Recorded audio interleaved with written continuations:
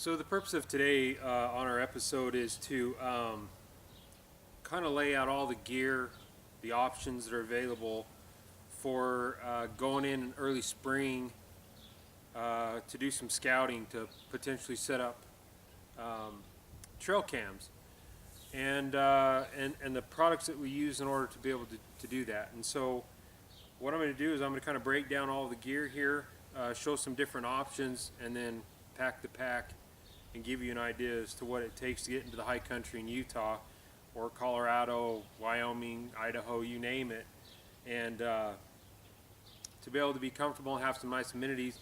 We've got a few extra items over here that you wouldn't necessarily need to take with you, but it would be a possibility for the level of comfort that you're looking for.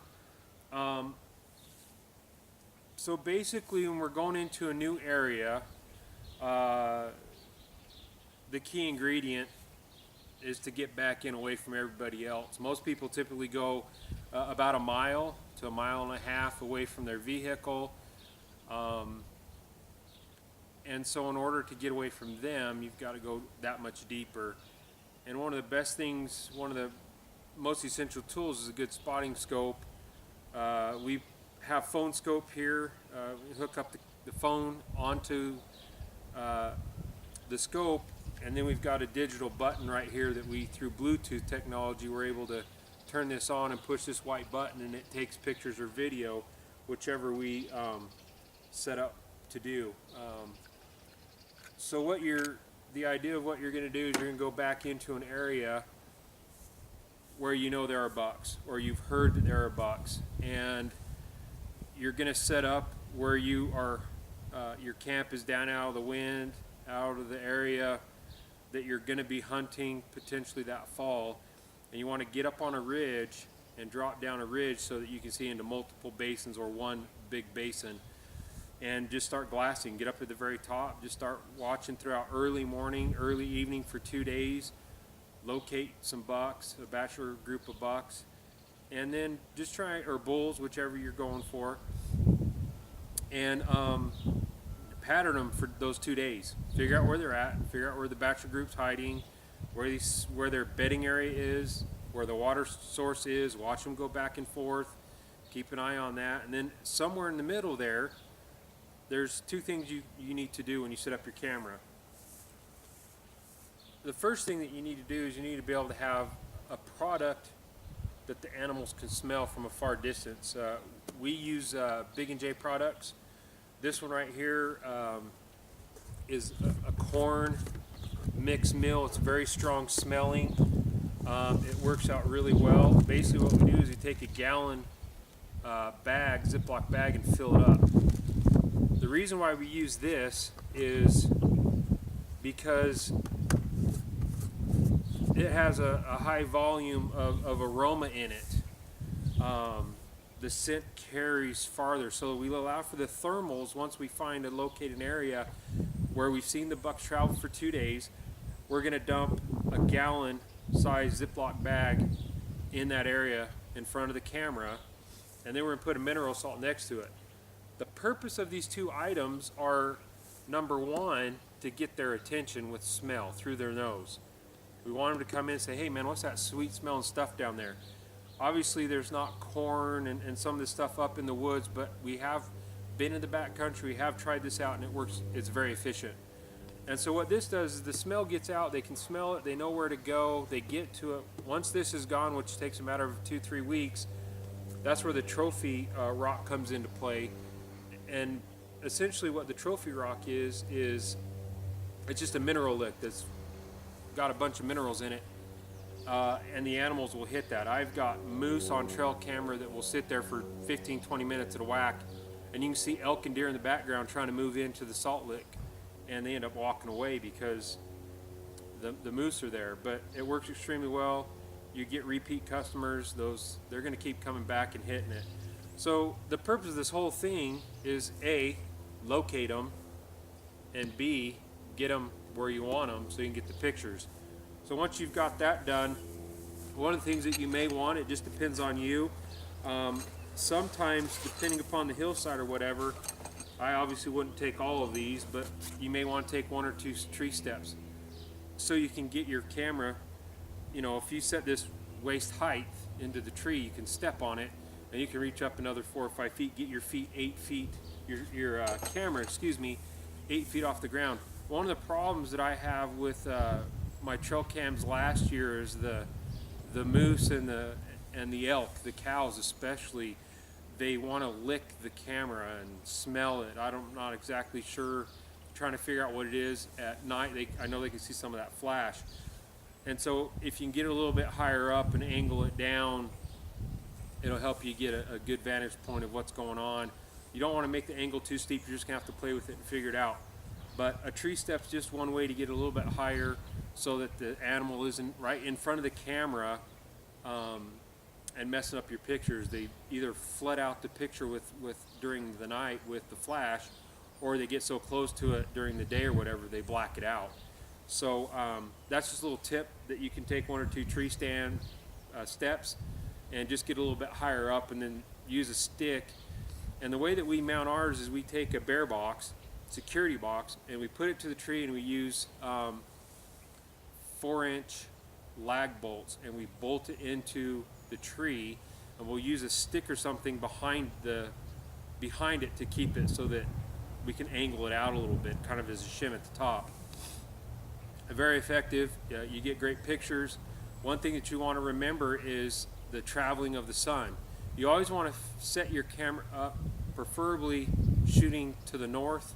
That way you're not getting direct sunlight in it. You don't want to face it to the east and west, because you're going to screw up your morning or evening pictures with the sunlight. It'll just wash out your camera and you just won't get good pictures, and that's when you want your pictures. So kind of keep that in mind. A lot of the animals like the north slope anyway, because they're out of the sun, and you got to think this time of year is starting to get warm. They want to be out of the sun. So enough about that with setting up your trail cam.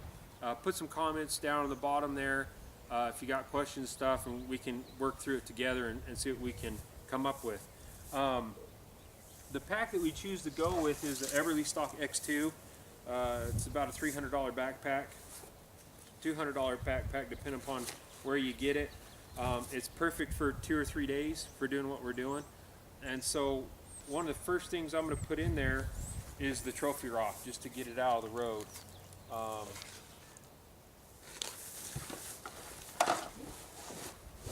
I want that heavy weight down there in the bottom up against my back, so I put that in first.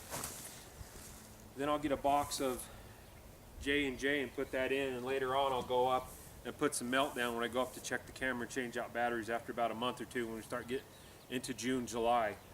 The next thing, we've already talked about sleep system, so I'm not going to go over sleep system. The sleep system, you got to have a bivy. This right here is 2.5 pounds. Well, it'd be about 2 pounds actually. The whole thing together is right close to 2 pounds. You got a pound sleeping bag, almost a pound on my thermarest, and then half a pound on this, so 2.5 pounds, ballpark, somewhere in there. When you're packing your pack, that's going to be one of those items that I like to get down in the middle. Now this is a dry sack, so it'll keep my sleeping bag dry. This particular setup here has got a coating on the outside of the pack that'll keep it from stuff getting saturated, but it's only water resistant, it's not waterproof, so you want to be smart when you're packing your stuff up. Now we're going to just kind of run through everything else. You definitely want your spotting scope in the outside pocket and a little tripod to get that going. You don't necessarily need to take your binoculars, but they sure are nice when you're walking along and you see something going through the trees, just to pop it up and look real quick. We use a cricket horn system. There's actually a cover that goes over to protect the eyepiece and stuff from getting all dirty. These are 10x42s. They're the Vortex Talon HD, excuse me. And they're great for up close to a medium distance, about a half mile off. These work real well. So while you got your backpack on, you've got these, you can bring them up and look at animals that are off in the distance as you're walking in. A couple things that I want to go over real quick. You're in bear country, you want to get your food packed in a bear bag. And that's going to be the next item that I'm going to put in my backpack, would be food. And for a 2-3 day trip, your dinners are going to be Mountain House. Usually what I do is I eat a ramen out on the hill with me, and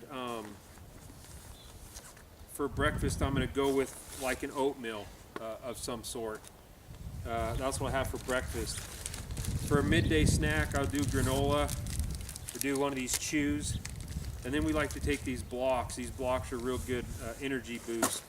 And then I run an energy drink just so I'm not drinking plain water all the time. Sometimes you get some of these springs that have a little bit of a funny flavor to them, and you're going to be pumping your own water. That's why we take this, is to pump your own water. So I like to fill those up and just give me a little bit of variety. I like to take this. So that's just a run and gun kind of a food source. It's in a bag that can easily be hung in a tree.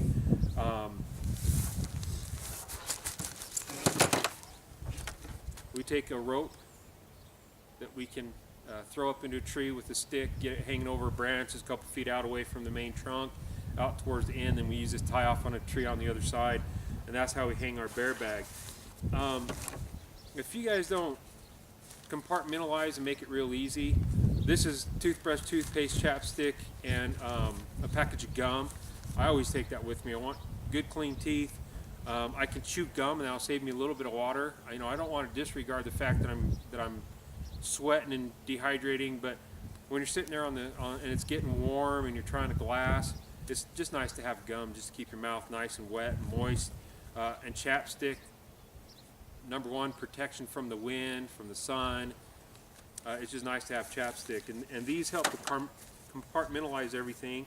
One thing I do for my garbage is I carry a small garbage bag in the bottom. You could do like a Walmart grocery sack or something like that. You got to have string. There's a myriad of, this is just a first aid kit that I put together. It's got Q-tips in it, Band-Aids. It's got a backup battery for my headlamp. There's different types of headlamps you can take. I've got moleskin in here, and I got some triple antibacterial ointment in case I get cut or scraped up as a first aid kit.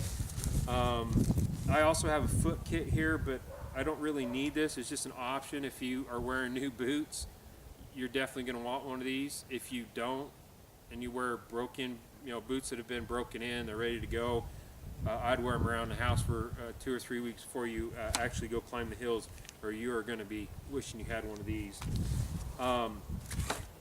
Again, I've got extra batteries. I definitely don't want to have problems with batteries. I have a Soto lighter here. It's called a torch. It works really well. I do bring a backup way to start fire with a lighter. I got matches in here, the striker on the bottom with wet fire. Another option you can carry is a new product out. It's pretty cool. It's called Insta Fire. It's a company here in Utah. It's a fire starter. You just pour this stuff out and light it up, and it'll get you going. If you're not familiar with wet fire, just get online and check it out. I have camp soap, and then I also have a Bugbear. It's 100% DEET. I definitely don't put that on my kids, and I try to minimize what I put on myself. That stuff can be pretty strong. Another option that you can go with, as far as the mosquitoes go, is we've also got one of these Therma Cells right here that you can run with. This does add quite a bit more weight. It's just a preference thing. You can set that up and it'll keep mosquitoes off you. As far as lights go, I take 2 lights. This is my emergency light. It's a little E-light Pez light that has got different settings and whatnot on it. This is just the backup one. This thing weighs ounces. It doesn't hardly weigh anything. You just put it on your head using this cable, and it works great. The other thing I'll do is I'll either take my big headlamp, or I'll just take a handheld 200 Luma flashlight, a little $15 job. I bought it Tractor Supply Company. Obviously, it's overkill. You can use, you know, clip this thing on your brim. Use one of these. I mean, it's light, doesn't hardly weigh anything. Normally, this is in our tent. We just leave it in there. You don't have to take all of those things, but if you have multiple, a way to cover yourself, and then you're good to go. So that's all my miscellaneous stuff right there that I'll put in the pack. Toothbrush in the pack. As far as personal hygiene, in one of my earlier videos I said, you know what, for me it's not an option. I want to be clean.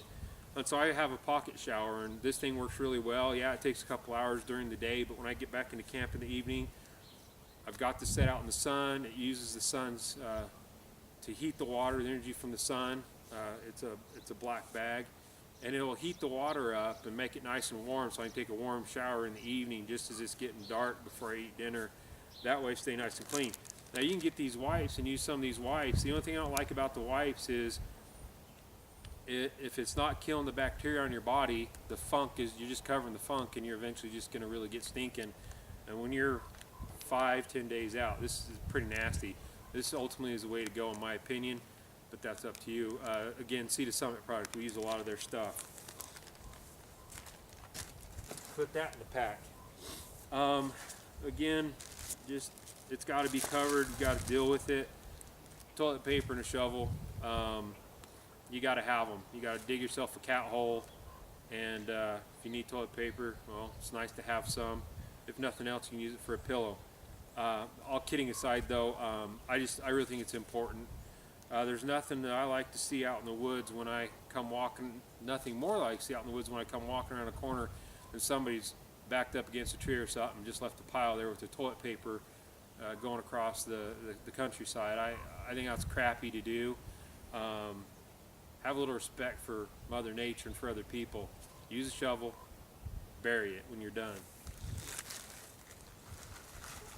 I'll pack that in one of the side pockets. That way it's easy to get to.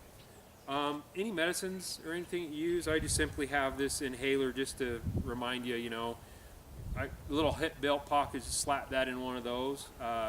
It's good to remember your meds, whatever they may be. Take some ibuprofen, Tylenol, you might need it, especially if you haven't been out staying in shape. You definitely want to take a knife with you. Obviously this is overkill for this situation, but you know, just having a nice good sharp knife. Again, we use the Outdoor Edge products. Absolutely love them. They so far work flawlessly for us. Stoves. You can jump into jet boil. We usually take this one if we've got 3 or 4 of us. This kit right here actually will do 4 people. This will boil a quart of water, 2 quarts of water. In each bowl, there's 2 bowls. You got a smaller bowl and a bigger bowl. This is an upgraded kit that I've purchased in addition to, normally it just comes with one of each of these big ones. But what we've done is we've got it set up for 3 people, because that's what we take with us is 3. But if we take 4, then we'll take a second small bowl. Obviously, I'm going by myself, so I don't really need that. But these single jet boils or the 4-person jet boil is the perfect way to go. What I like to do, you got 2 different fuels. Obviously, for 3 days, this is all I need. If I've got to boil my water because there's no other way to get it, don't have a pump or whatever, those iodine pills can taste pretty nasty. If you're going to be doing a lot of boil, this is what I take for 10 days. Actually, if I was doing 10 days or more, I'd take both of these. If I'm just doing a 5-day hunt, I'm going to take the smaller one. When I go out to put trail cams out, that's what I use. This is not optional, or it is optional, excuse me. It's not really needed with this. The base of it usually is big enough, but there's a tendency to get some pretty dry stuff later in the year, and to keep that thing from tipping over, I really like to go with the stand. This is a stove that we use for the shorter trips. just a 2 or 3 day trip for just a couple of us. That works fine. It works really well for just one person. But lightweight, again, is the key to the game here. That's what we're talking about today, is just going light as possible. You know, that trophy rock weighs quite a bit, and so you definitely want to make sure that you got as light a gear as you can possibly have. In the beginning of the season, I probably wouldn't take that, but when you start getting a little bit later into the season, I would definitely, you don't want to start a forest fire when your stove tips over and catches fire to the surrounding brush. As far as utensils and stuff, all I ever take is a spoon when I buy myself, and just a mug. And I have a little pot that I forgot to bring out, but we do have a little pot that I use to boil the water in. You're going to want a bag that is waterproof and lightweight. That's what this is right here, and you're going to have your clothes in there. One of the most essential items that you're going to want to take with you early in the spring is you're going to want to have some good rain gear. You want to put this in your side pocket so that when you're walking along and it starts to start raining on you, you can pull it out and throw it on real quick, and stay nice and dry. Tuck up under a tree, let the storm pass. Unless if there's lightning, then you're going to want to get down into a little low spot away from tall trees and whatnot, and get yourself covered. I'm not going to go into depth on this today, but you've got iodine pills, you've got SteriPens, you've got these hand pumps for sterilizing your water. This is sweet water, the MRS sweet water. It works really well for us, but it's what we prefer to use. Some of these items here are non-essential. I like to take trekking poles. I always take trekking poles, whether I'm going up a steep hill or down a steep hill. It helps me take care of my knees. These things are made out of carbon fiber. They're extremely lightweight, and they work really well. Just pull on the handle and it clicks into place. Push the button in, handle slides down, and it breaks down again. I keep these on the one of my outside pockets, and when I'm traversing across the land, it's not to just roll, kind of a rolling trail. I don't use them. When I start heading up or down a steep hill, I use these. If I have to cross water, I'm going to use these to keep myself from going down.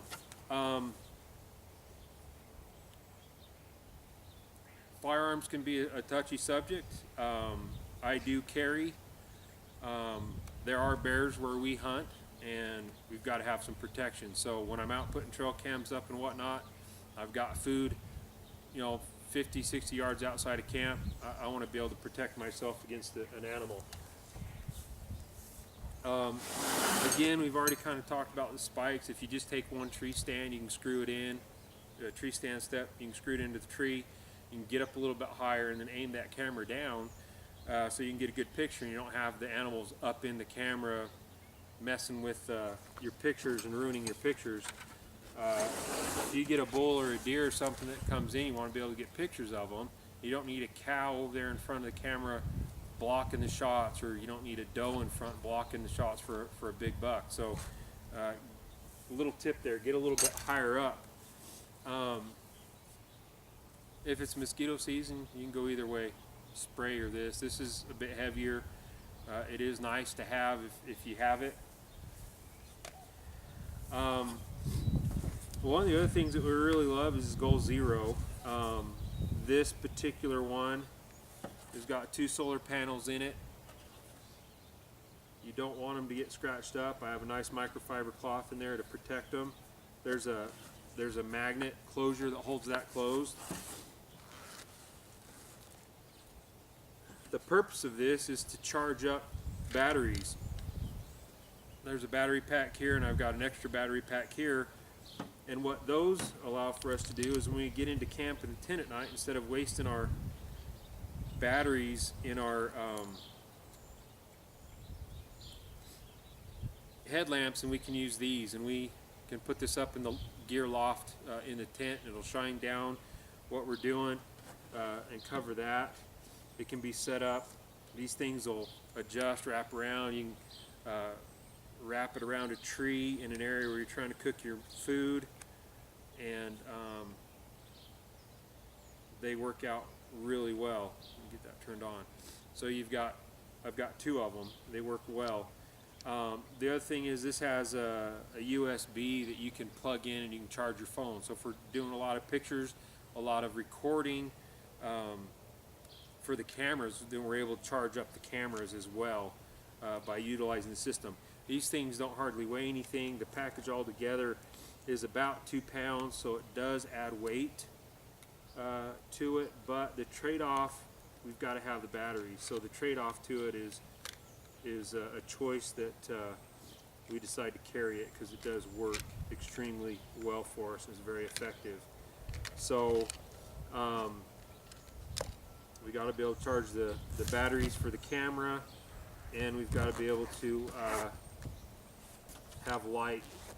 And so here in Utah, for a couple days I probably wouldn't take this for 2 or 3 days, but if I was doing more than 5 days, I definitely would need it to charge the camera batteries and whatnot.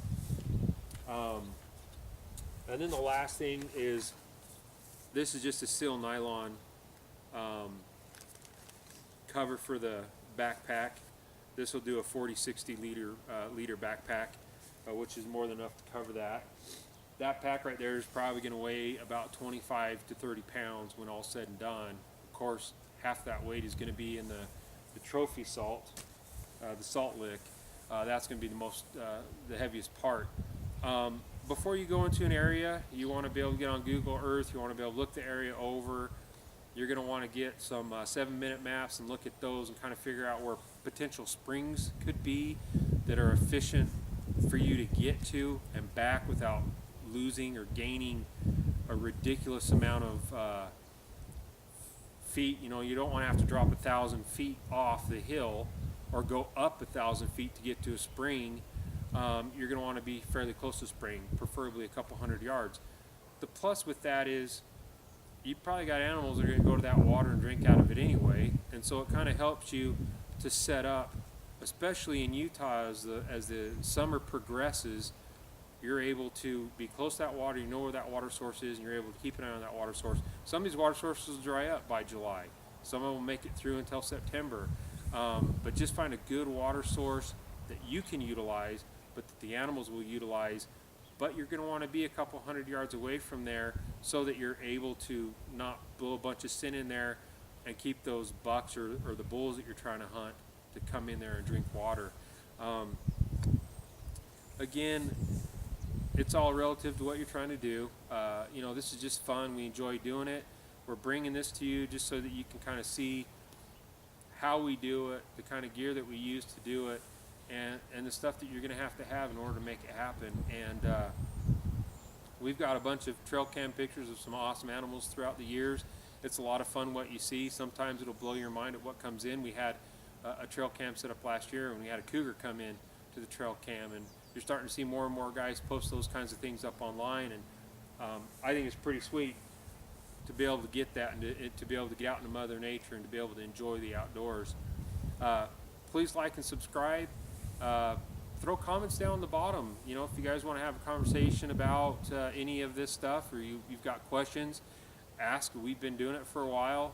We've got good friends that we can also glean some knowledge from. Watch some of the videos. Mark Smith talks about getting into mule country and what it takes and how he plans for his hunts. He does everything 100% organic, DIY, and we absolutely love that about Mark. Good friend of ours, and he just does a phenomenal job. He gets back there and he gets it done.